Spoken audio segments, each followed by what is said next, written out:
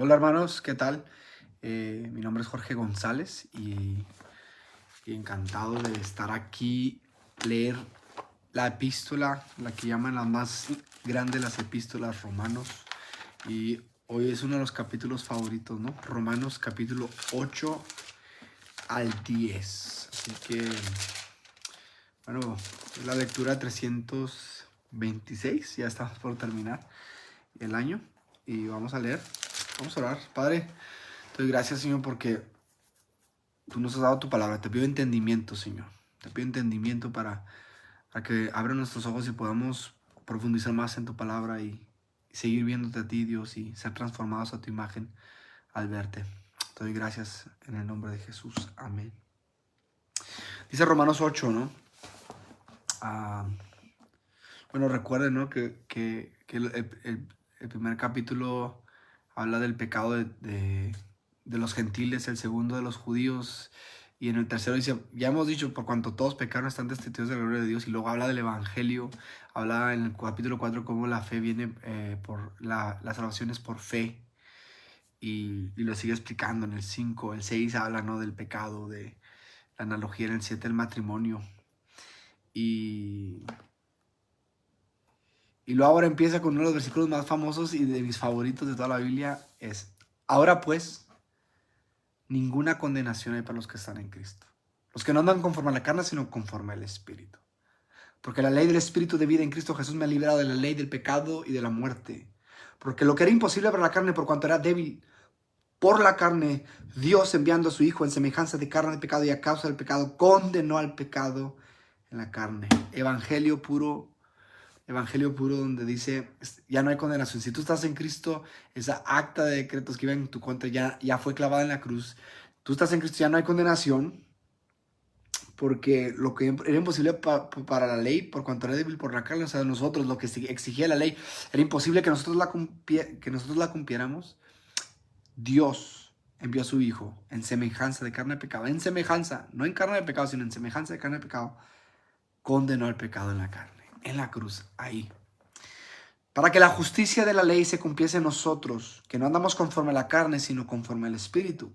Porque los que son de la carne piensan en las cosas de la carne, es decir, los que no han nacido de nuevo, ¿no? Pero los que son del Espíritu en las cosas del Espíritu, los que han nacido de nuevo. Porque el ocuparse de la carne es muerte, pero el ocuparse del Espíritu es vida y paz. La gente que no ha nacido de nuevo, que se ocupa en las cosas de la carne, el fin de eso es diariamente muerte, porque está separado de Dios, pero finalmente muerte eterna, ¿no?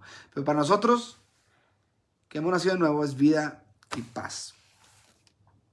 Por cuanto los designios de la carne son enemistad contra Dios, porque no se sujetan a la ley de Dios, ni tampoco pueden. Nosotros todavía estamos en este cuerpo mortal contaminado por el pecado, y todavía esos designios aún están batallando contra el alma, ¿no? Y esos están en enemistad con Dios, dice, porque no se sujetan a la ley de Dios y no pueden. Y los que viven según la carne no pueden agradar a Dios. Entonces, si tú vives conforme a esos deseos que sientes y los haces, no puedes agradar a Dios. Es imposible. Mas vosotros no vivís según la carne, sino según el Espíritu. Nosotros los cristianos, los seguidores de Cristo, los que hemos nacido de nuevo, no podemos vivir según la carne, sino según el Espíritu. Y luego dice, si es que el Espíritu de Dios mora en vosotros. Y si alguno no tiene el Espíritu de Cristo, no es de él. Es decir, si tú te llamas cristiano, pero estás viviendo conforme a la carne, no, en realidad no tienes el Espíritu de Cristo y en realidad no has nacido nuevo, por lo tanto, estás muerto, ¿no? Pero si Cristo está en vosotros, el cuerpo en verdad está muerto a causa del pecado, más el Espíritu vivía a causa de la justicia. Nosotros que hemos nacido de nuevo, este cuerpo está muerto, desea lo malo, pero el Espíritu, el alma, está vivo. Y si el Espíritu de aquel que levantó a los muertos mora en vosotros, imagínate esto, el mismo Espíritu Santo que levantó a Cristo Jesús de los muertos mora en vosotros, el que levantó a los muertos a Cristo Jesús, vivificará también vuestros cuerpos mortales por su Espíritu que mora en vosotros. Este Espíritu vivificará. Así que, hermanos deudores, somos no a la carne para que vivamos conforme a la carne. Porque si vivís conforme a la carne, moriréis. Mas si por el Espíritu, y aquí está la clave para la victoria cristiana, para vencer el pecado, para la guerra contra nuestro propio pecado es, mas si por el Espíritu Hacéis morir las obras de la carne, viviréis. No podemos morir las obras de la carne por autocontrol, ¿no? La otra vez estaba evangelizando a un chico, ¿no? Y el chico me decía que él quería hacer lo bueno y que él había aprendido a gestionar su cuerpo para si sentía un deseo, dominarlo, ¿no? Pero en realidad no, porque nuestra naturaleza, yo doy el ejemplo, ¿no? De un puerquito, ¿no? O sea, un puerquito le quitas la cadena, tiene el libre albedrío para escoger la comida de cerdo, de puerco y la comida sana y saludable. Y aunque tenga la opción, siempre se va a ir hacia la comida puerca, o sea, la comida de cerdos. ¿Por qué? Por su naturaleza puercaminosa, ¿no? Entonces, ¿cómo vences esa naturaleza que todavía está en nosotros? Por el Espíritu, por la nueva naturaleza que Dios nos ha dado. Y esta es la clave, ¿no? Por el Espíritu, más si por el Espíritu hacéis morir las obras de la carne, viviréis. Para que todos los que son guiados por el Espíritu de Dios, estos son hijos de Dios. Si tenemos al Espíritu de Dios, somos hijos de Dios. Pues no habéis recibido el espíritu de esclavitud para estar otra vez en temor, sino que habéis recibido el espíritu de adopción por el cual clamamos Abba Padre.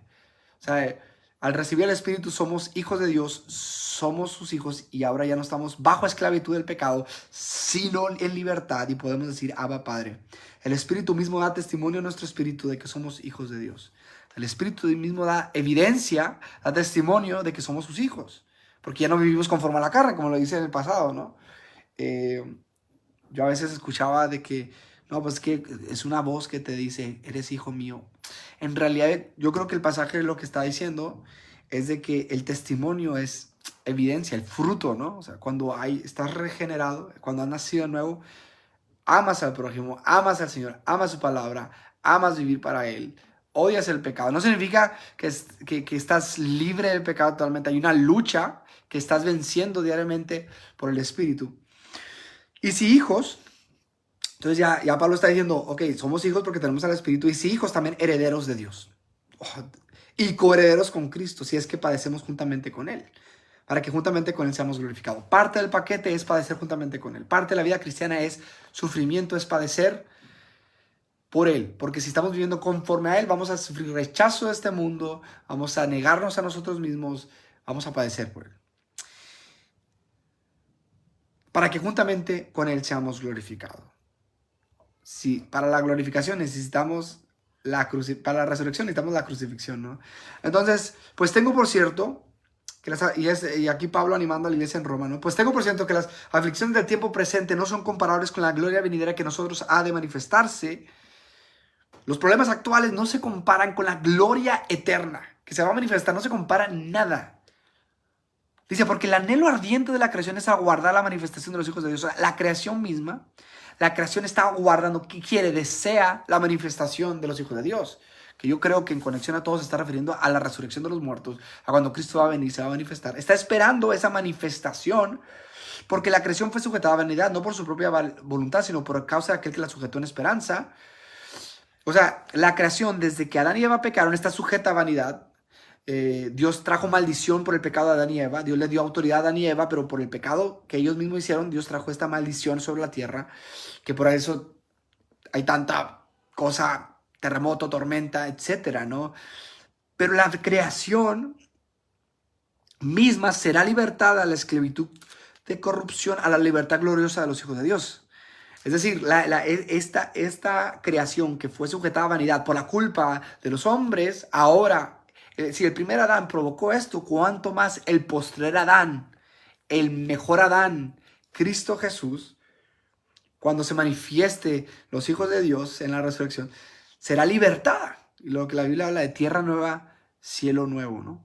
Una tierra regenerada. Así como nosotros fuimos regenerados, también la tierra será regenerada. Dice, porque sabemos que toda la creación gime a una y a una está con dolores de parto hasta ahora.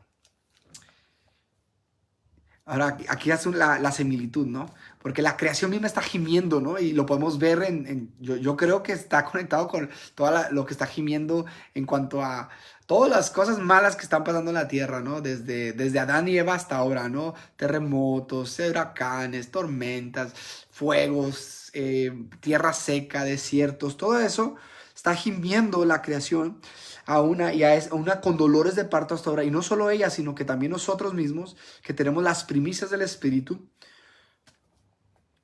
o sea, nosotros hijos de Dios tenemos al Espíritu Santo esperando la adopción, la redención de nuestro cuerpo. Nosotros estamos anhelando, deseando ser liberados de esta corrupción. Porque en esperanza fuimos salvos, pero la esperanza que se ve no es esperanza, porque lo que alguno ve, ¿a qué esperarlo? Pero si esperamos lo que vemos, con paciencia lo aguardamos. Y de igual manera el Espíritu nos ayuda a nuestra debilidad, pues que hemos de pedir como conviene. No lo sabemos, pero el Espíritu mismo intercede por nosotros con gemidos indecibles. Más el que escudriña los corazones sabe cuál es la intención del Espíritu, porque conforme a la voluntad de Dios intercede por nosotros. Ese Espíritu, este Espíritu Santo que está en nosotros en conexión con nuestra alma, en conexión con nuestro espíritu, hay un anhelo y deseo. Y Pablo lo acaba de decir en Romanos 7. Ese gemir es el mismo, ¿no? ¿Quién me librará de este cuerpo de muerte? Y creo que todo cristiano genuino es, ¿quién me librará de este cuerpo de muerte? Y no se está refiriendo a que seremos puro espíritu en la eternidad. Seremos cuerpos, pero cuerpos glorificados, ¿no? Entonces, el espíritu que está en nosotros está produciendo en nosotros ese gemir, ese deseo, que al igual que la creación, nosotros también estamos deseando la redención de nuestro cuerpo. Y sabemos que los que aman a Dios, todas las cosas les ayudan a bien, conforme a su propósito son llamados. Porque los que antes conoció, mira, esto me encanta, estos versículos, ¿no? Y sabemos que a los que aman a Dios, todas las cosas les ayudan a bien. Estos a los que conforme a su propósito son llamados. Si tú tienes el Espíritu de Dios, dice Romanos 5:5, el amor de Dios ha sido armado en vuestros corazones. Entonces, tienes el Espíritu de Dios porque has nacido de nuevo. Tienes el amor de Dios. Amas a Dios. Entonces, y sabemos que los que aman a Dios, todos los regenerados, todas las cosas les ayudan a bien. Uno de los versículos más mal interpretados de toda la Biblia, porque crees, todo te va a ir bien. No, todas las cosas, cáncer, muerte, graduación, casarte, no casarse, etcétera, todas las cosas te ayudan a bien. Esto es conforme a su propósito son llamados. Porque los que antes conoció, Dios te conoció, también los predestinó, te predestinó desde antes de la fundación del mundo, para que fueses hechos a la imagen de su Hijo, para que Él sea el primogénito de entre muchos hermanos. El propósito de Dios es Él ser glorificado en su Hijo y en los que son redimidos, que somos hechos cada día más conforme a su imagen. Entonces, todos los que aman a Dios, todas las cosas nos ayudan a bien. ¿Y cuál es el bien? Ser hecho a su imagen y semejanza. Ser hecho a la imagen de Jesucristo. Ser hecho imagen. Cosas buenas, cosas malas, aflicciones, no aflicciones. Todo Dios lo está obrando para que seamos hechos a la imagen de su Hijo. Que a los que antes predestinó, a estos llamó. Si Dios te predestinó, te llamó. Y a los que llamó, a estos justificó. ¿Sí? Y a los que justificó, a estos también glorificó. Y esto es un versículo que nos da tanta promesa, ¿no? Porque si te predestinó, te llamó. Y si te llamó, te justificó. Y si te justificó, te glorificó. Por lo tanto, Pablo está diciendo, si tú has conocido a Él, si Él te ha llamado, te ha justificado, te va a glorificar. Y luego empieza a razonar y decir, ¿qué pues diremos? Si Dios es por nosotros, ¿quién contra nosotros? Nada, si puede el mundo estar en contra de nosotros, pero si Dios es por nosotros, ¿quién contra nosotros? Al que no escatimó ni a su propio Hijo. O sea, nos ha dado todo, su propio Hijo, sino que lo entregó por todos nosotros, ¿cómo no nos dará también con Él todas las cosas? Es uno de los versículos más gloriosos de toda la Biblia. Tenemos todas las riquezas de Dios en Cristo Jesús. No nos ha ni siquiera escatimado ni a su propio Hijo, sino lo ha entregado a nosotros. Entonces, ¿quién acusará a los escogidos de Dios? ¿Quién? ¿Satanás? ¿Todo? No. Dios es el que justifica, ya lo justificó. Por eso ya no hay condenación a los que están en Cristo. Por eso empezó Romanos 1 así, ¿no? ¿Quién es el que condenará? Cristo es el que murió, más aún el que también resucitó, el que además está a la diestra de Dios, el que también intercede por los santos, por nosotros. Cristo ha muerto y también intercediendo por nosotros. ¿Quién nos separará del amor de Cristo? Tribulación, o angustia, o persecución, o hambre, o desnudez, o peligro de espada, como está escrito, por causa de ti somos muertos todo el tiempo, somos contados como ovejas de matadero. Antes en todas estas cosas somos más que vencedores por medio de aquel que nos amó. Sí podemos pasar peligro de espada, pero nada de esto significa que no estamos separados del amor de Dios, al contrario. Somos vencedores por medio de aquel que nos amó. Por lo cual estoy seguro que ni la muerte, ni la vida, ni los ángeles, ni los principados, ni los potestades, ni lo presente, ni lo porvenir, o sea, nada, ni lo alto, ni lo profundo, ni ninguna otra cosa creada, nos podrá separar del amor de Dios, que es en Cristo Jesús, Señor nuestro. No hay condenación para el cristiano. Nada nos puede separar de su amor. Boom. Y ahora, el capítulo más controversial de toda la Biblia, Romanos capítulo 9. Entonces Pablo ya nos quedó en claro que los que están en Cristo no hay condenación, vivimos conforme al Espíritu, hacemos morir las obras de la carne, no hay condenación, su amor, nada nos puede separar. Ahora Pablo tiene que tratar con el tema de Israel. ¿Por qué? Porque el pueblo étnico de Israel, ¿cuál es el plan de Dios con ellos? ¿Qué pasa? Entonces dice, ¿verdad digo en Cristo? No miento. Y mi conciencia me da testimonio del Espíritu Santo que tengo gran tristeza y continuo dolor en mi corazón. Porque deseara yo mismo ser anatema, separado de Cristo, por amor de mis hermanos, a los que son mis parientes según la carne, que son israelitas, de los cuales son la adopción, la gloria, el pacto, la promulgación de la ley, el culto y las promesas. O sea, Pablo está a punto de decir algo muy fuerte acerca de Israel, del pueblo étnico de Israel. Está diciendo, yo los amo y los amo tanto a mi pueblo étnico, al pueblo de Israel, lo amo tanto que hasta yo estaría dispuesto a ser anatema, o sea, separado de Cristo, para que ellos fueran salvos. Yo la verdad, esa oración yo no la podría decir. O sea, Pablo, la verdad que es algo que dice yo ahí. O sea, había un amor de Dios tan profundo hacia su propio pueblo que tenía una gran tristeza.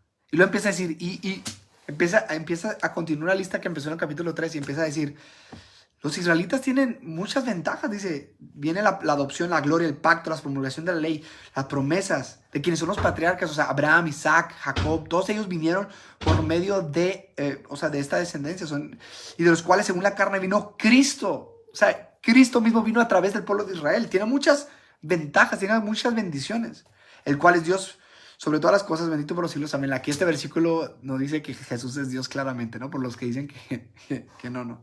Aquí dice, el cual es bendito por Dios.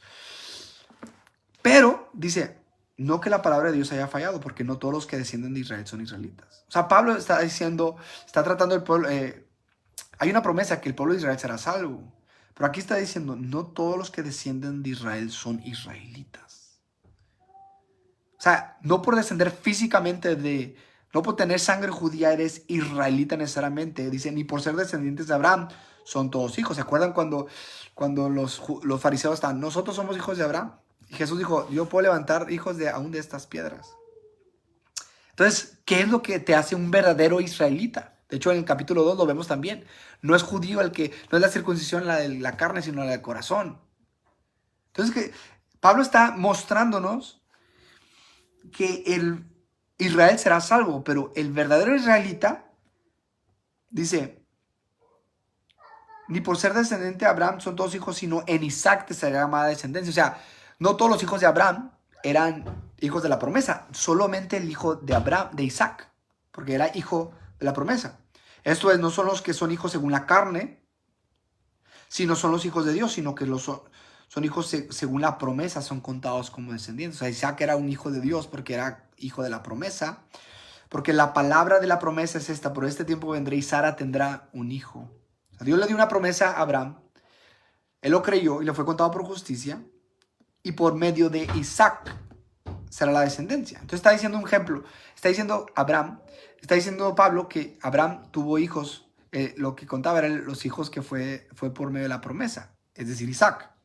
Y luego da el mismo ejemplo, dice, no solo esto, sino que también cuando de Rebeca concibió de uno, de Isaac, nuestro padre, pues no habían aún nacido, ni habían hecho aún ni bien ni mal, para que el propósito de Dios conforme a la elección permanece, no por las obras, sino por el que llama. O sea, estaba Esaú, estaba Jacob, en el vientre de Rebeca, no habían nacido, no habían hecho ni bien ni el mal, pero Dios, en su soberanía, en su amor, su soberanía, escogió a Jacob. Y se le dijo, el mayor servirá al menor. Como está escrito, a Jacob amé, mas a Esaú aborrecí. Entonces aquí, los que están leyendo puedes decir, que pues diremos que hay injusticia en Dios.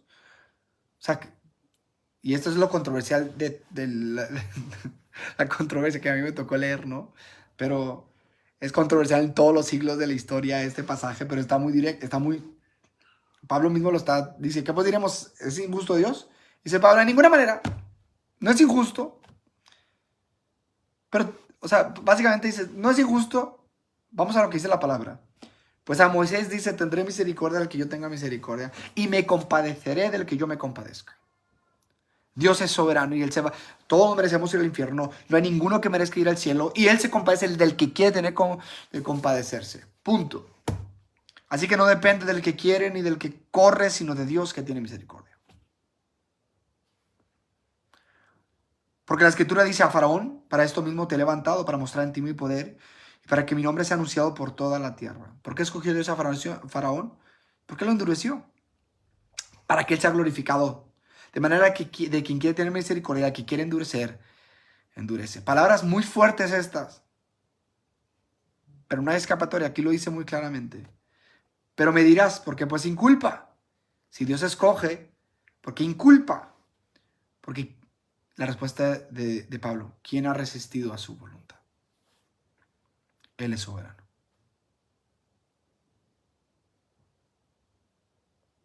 Pablo lo dice, inspirado por el Espíritu, yo no lo digo. Mas antes, oh hombre, ¿quién eres tú para que alterques con Dios? Toda nuestra naturaleza puede clamar, no, no, pero Pablo dice, ey, ¿quién eres tú para que alterques con Dios? Dirá el vaso del barro al que lo formó, ¿por qué me has hecho así? O sea, la respuesta de Pablo es, no somos nadie para altercar con Dios. ¿De quién es Él? Su soberanía, su sabiduría. Y poner un vaso de barro no le puede decir al alfarero, ¿por qué me has hecho así? Es que así es Dios. ¿O no tiene potestad el alfarero sobre el barro para hacer de la misma masa un vaso para honra y otro para deshonra? ¿Y qué si Dios, queriendo mostrar su ira y hacer notorio su poder, soportó con mucha paciencia los vasos de ira preparados para destrucción? Y a mí se me hace clave este versículo porque Dios ha preparado vasos de ira, así como hay vasos para, no sé, vasos para cosas honrosas y cosas deshonrosas. Hay vasos para ira y vasos para derramar su misericordia. En las dos cosas Dios manifiesta su gloria. Unos en su ira y otros. Pero dice, soportó con mucha paciencia. Es decir, y aquí es donde tenemos que ver, el hombre, aunque no tiene libre albedrío, sino tiene voluntad y está atada a esa voluntad al pecado, pero tiene voluntad. Y el hombre continuamente está diciéndole a Dios, no quiero, no quiero, no quiero. Y Dios ha soportado con mucha paciencia los vasos de ira, porque lo pudo haber destruido así, pero preparados para la destrucción. Y para hacer notorias las riquezas de su gloria, las mostró para con los vasos de misericordia que Él preparó de antemano para gloria. Es decir, Dios ha preparado los vasos de ira, los vasos de gloria y los vasos de misericordia, y en los dos va a manifestar su gloria. Pero yo creo que algo clave nomás para entender aquí es que Dios no es injusto. Y los vasos de ira merecen esa ira porque ellos continuamente bajo su voluntad han pecado. Y Dios lo ha soportado con mucha paciencia. Pero en su misericordia ha escogido, ha hecho vasos de misericordia para derramar su misericordia.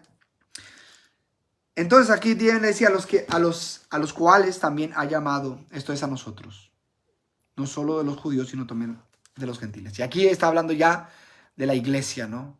De los descendientes, verdaderos descendientes de Israel. Como también en Oseas dice, llamaré pueblo mío al que no era mi pueblo. Y a la no amada, amada. O sea, Pablo está aquí diciendo, mira, la estaba profetizado, que no nomás, o sea, que la iglesia, ¿no? Los escogidos, los llamados de todas las naciones y también del pueblo de Israel, el que no era mi pueblo, será pueblo mío. Y a la no amada, amada. Y en lugar donde se les dijo, vosotros no sois pueblo mío, ahí serán llamados hijos del Dios viviente. Es algo súper controversial para el pueblo judío, ¿no? Es decir, ¿qué? O sea, el pueblo de Dios está distribuido en todas las naciones y son salvos por medio de Jesucristo. Sí. También, y todo eso estaba profetizado desde el Antiguo Testamento. Dice, también Isaías clama tocante a Israel. Si fuera el número de los hijos de Israel como la arena del mar, tan solo el remanente será salvo. Porque el Señor ejecutará su sentencia sobre la tierra en justicia y con prontitud. Y como antes dijo Isaías, si el Señor de los ejércitos no hubiera dejado descendencia como Sodoma, habríamos venido a ser y como Gomorra seríamos semejantes. ¿Qué pues diremos? Que los gentiles que no iban tras la justicia han alcanzado la justicia, es decir, la justicia que es por fe. Mas Israel, que iba tras una ley de justicia, no la alcanzó. ¿Por qué? O sea, ¿por qué si los israelitas buscaban por medio de la Torá la justicia y los gentiles que ignoraban todo eso? ¿Por qué? Porque iban tras ella no por fe, sino por como obras de la ley. Aquí está la esencia del pecado de Israel. No iba con fe. Desde Abel y Caín. ¿Me explico? ¿Cuál fue el problema con Caín? No, su ofrenda no fue por fe. Sin fe es imposible agradar a Dios. Pues tropezaron en la piedra de tropiezo. Como está escrito, y aquí pongo en Sión piedra de tropiezo y roca de caída. Es decir, esa piedra que es Cristo, vinieron y le rechazaron. ¿Por qué? Porque Jesús está diciendo, no es por medio de tus obras, es por medio de tu fe en mí, de mi sacrificio. ¿Y qué? ¡Pum! Lo crucificaron. Pero bien dice el Salmo, y el que creyere en él no será avergonzado. Hermanos, ciertamente el anhelo de mi corazón y mi oración a Dios por Israel es para salvación. Porque yo les doy testimonio de que tienen celo de Dios, pero no conforme a ciencia. Pablo quería y Dios quiere que el pueblo de Israel sea salvo. Pero han ignorado la justicia de Dios y procurando establecer la suya propia, no se han sujetado a la justicia de Dios, porque el fin de la ley es Cristo. El propósito de la ley es Cristo. Todo apunta hacia Cristo, para justicia a todo aquel que cree. La ley no fue dada para que la cumplas y seas salvo, sino para mostrarte quién es Cristo. Venir a Cristo, Él te da su espíritu y ahora, lleno de su espíritu, puedes cumplir la ley. Porque de la justicia que es por la ley de Moisés escribe así, el hombre que haga estas cosas vivirá por ella. Pero la justicia que es por la fe, dice, si no digas en tu corazón quién subirá al cielo, esto es para traer abajo a Cristo. ¿Quién descenderá al abismo? Esto es para subir a Cristo entre los muertos. ¿Más qué dice? Esto está en Deuteronomio. Cerca de ti está la palabra en tu boca y en tu corazón. ¿Cómo uno puede ser salvo? No es por cumplir toda la ley.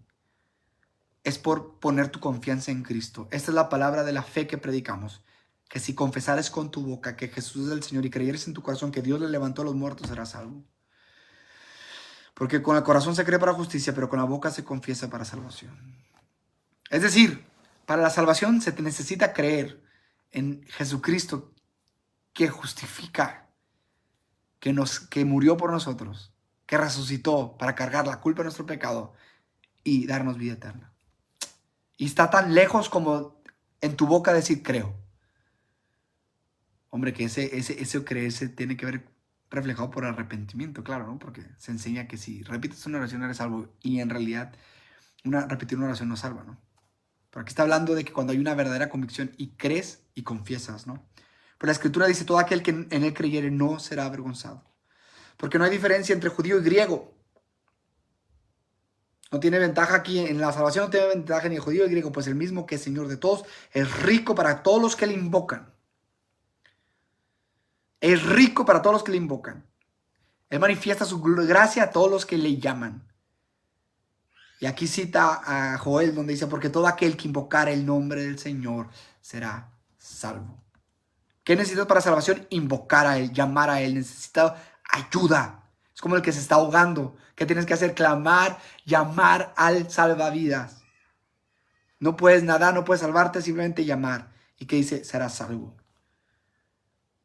Requisito, clamar a Jesús y serás salvo. Y aquí Pablo dice, ¿cómo pues invocarán en aquel que no han creído? Entonces los que están perdidos en los 7,000 grupos étnicos que aún faltan si no tienen acceso al evangelio, ¿cómo invocarán si no han creído? ¿Cómo invocarán los de Pakistán si no han creído? ¿Cómo invocarán los de los grupos étnicos así en las islas, en el norte de África, en la India? ¿Cómo invocarán si no han creído? ¿Y cómo creerán en aquel de que no han oído? Porque necesitan oír para creer en la buena noticia, necesitan escuchar la buena noticia. Pero ¿cómo oirán sin haber quien les predique? Recuerden el versículo, agradó a Dios salvar a los creyentes por la locura de la predicación. ¿Y cómo predicarán si no fueren enviados? ¿Cuál es la responsabilidad? ¿De quién es la responsabilidad? De la iglesia. ¿De quién es la responsabilidad de los pueblos que no tienen acceso al evangelio? De la iglesia, tuya y mía. Cada iglesia tiene la responsabilidad de enviar obreros para que proclamen el evangelio donde no se ha escuchado. sí en tus vecinos, sí en la escuela, en el mercado, claro, en tu propia ciudad, claro. Pero Pablo lo dice en Romanos 15, me esforcé en llevar el evangelio donde no ha sido predicado. Tu iglesia es responsable de llevar el evangelio. ¿Y cómo predicarán si no fueren enviados? Como está escrito, cuán hermosos son los pies de los que anuncian la paz, de los que anuncian las buenas nuevas. Mas no todos obedecieron el evangelio, pues Isaías dice, Señor, ¿quién ha creído nuestro anuncio? Así que la fe es por el oír y el oír por la palabra de Dios. Sin fe no hay salvación, pero la fe viene por el oír, por medio de la palabra de Dios proclamada. Pero digo, no han oído antes bien, por toda la tierra ha salido la voz de ellos y hasta los fines de la tierra sus palabras. También digo, no ha conocido esto Israel. Primeramente Moisés dice, yo os provocaré a celos con un pueblo que no es pueblo. Con un pueblo insensato os provocaré ira. Isaías dice resueltamente, fui hallado de los que no me buscaban y me manifesté a los que no preguntaban por mí. Pero de Israel dice, todo el día extendí mis manos a un pueblo rebelde y contradictor. Lo que Pablo termina este pasaje diciendo, mira, los gentiles, las naciones, están viniendo al conocimiento de Cristo para provocar al pueblo de Israel, hacerlos como estaba profetizado. Pero de Israel, todo el día extendí mis manos a un pueblo rebelde y contradictor. Y en Romanos 11 nos explica ya cómo va a acabar la historia, ¿no? Que es algo glorioso. Pero bueno, me tocó leer uno de los capítulos más difíciles, pero es bueno para que los estudiemos, los lean. Que Dios los bendiga, mis hermanos. Vamos a orar. Señor, te pido, Dios, que este pasaje que podamos estudiar, que podamos disfrutarlo, que nos podamos memorizar Romanos 8, Señor. Y yo te pido, Jesucristo, que podamos deleitarnos en que tú eres soberano, tú eres sabio, tú eres justo y tú estás en control de todo. Gracias porque nos has hecho hijos de Abraham por medio de la fe y somos salvos. Te agradecemos eso. Amén. Dios te bendiga.